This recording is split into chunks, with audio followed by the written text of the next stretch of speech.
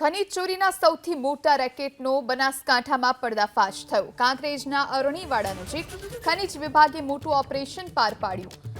ગ્રામજનોએ ટ્રકો ઝડપી ખાણ ખનીજ વિભાગને જાણ કરી 125થી વધુ ડમ્પર અને ટ્રેલરને જપ્ત કરવામાં આવ્યા।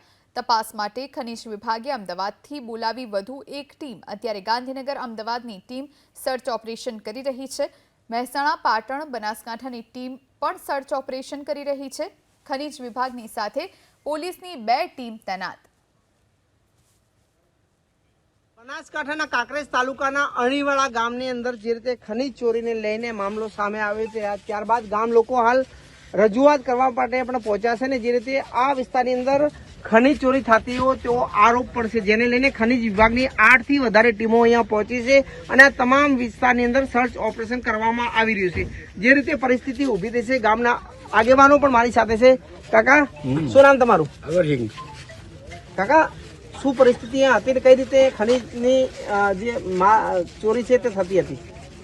અમારા સાહેબ 3 કોરીઓ બતાવતું હતું અને બીજી બધી એમને ભરે છે વગર કોરી રાતની ગાડીઓ બધી ભરી કરે છે, બધા મશીન મરલાય બધા બંધ થઈ ગયું એટલે અમારું વાય ખોલી છે। અમે એવા રજૂઆત કરી પણ અમારું કોઈ ભળતા નથી। મામલતદાર પણ પૈસા ખોય છે, હપ્તો ખોય છે, અમારા ગૌચરમાં રસ્તો ન રહે છે। અમારે માપણી કરાવડાવો અમારે કેટલા ફૂટ ખોદ્યું છે। તમારી માંગ શું માપણી કરાવવાની છે? હા, માપણી બંધ કરાવવું છે, બંધ કરાવવું છે, માપણી કરાવવી, દંડ લાવવો છે। કાકા, શું પરિસ્થિતિ યાદ છે? આ કીધું નહીં, બંધ કરવાનો અમારે તો ગવર્મેન્ટનો ઈરાદો છે કે આ ફરી બંધ થઈ જાય, રસ્તો બંધ થઈ જાય। શું તકલીફ શું પડે છે? તકલીફ તો વળી કોને નિહાળીએ ભણવા જતા હોય એ ભણી નથી હેડી કહેતા, પછી ગાયો મહી નાખી તરત આ વંડો એક ના પાડ્યો 78 એટલે ટ્રકો, કેટલી ટ્રકો અહીંયા ભરવા આવતી હશે? રોજની 500 ટ્રકો આવતી છે સાહેબ, અને 500 ટ્રકોની અંદર થોડા ઘણી ટ્રકો રોયલ્ટી લે છે, બાકી તો આ રેતી ખાને ખાડા મફતમાં બધું જાય છે, કોઈ રોયલ્ટી લગે।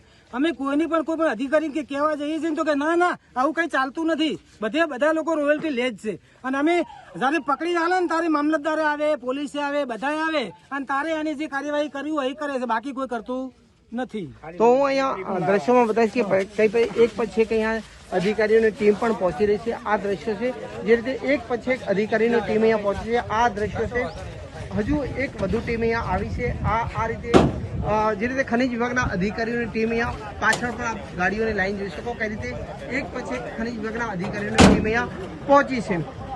ગાંધીનગરની ટીમ પણ અહીંયા આવી છે। આ દ્રશ્યો છે કે ગાંધીનગરની ટીમ આવી છે, મહેસાણાની આવી છે, પાટણની છે અને બનાસકાંઠાની, એટલે કહી શકાય કે જે અલગ અલગ ટીમો હાલ સર્ચ ઓપરેશન કરી રહી છે। જે રીતે આ વિસ્તારની અંદર ખનીજ ચોરી થતો હોવાનો આક્ષેપ છે, તેને લઈને ખનીજ વિભાગના અધિકારીઓ હવે હરકતમાં આવે છે। અરુણ નગોરી, એબીપી અસ્મિતા, બનાસકાંઠા।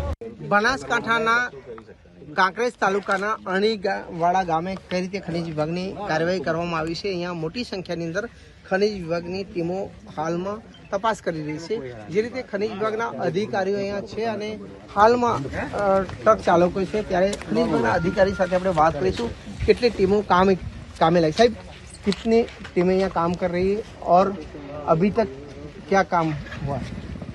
अभी यहाँ पे देखिए, यहाँ पे जो भी प्रिलिमिनरी इन्वेस्टिगेशन हुई है उसके बेस पे अलग अलग डिस्ट्रिक्ट टीम्स हैं वो यहाँ पे काम कर रही हैं। रेड हुई थी बनासकांठा की टीम की तरफ से, वो अपना काम कर रही है। आप उनसे इन्वेस्टिगेशन आपको भी ये जानना है, इंक्वायरी करनी है, वो आपको बता देंगे। ओके, उसके अलावा पाटन की टीम है, महेसाना की टीम है, अहमदाबाद की टीम है और विजिलेंस की टीम है गांधीनगर से। सर, अभी तक कितनी गाड़ियाँ राउंड अप की हुई है? राउंड अप नहीं, अभी समराइज हो रही है पूरी।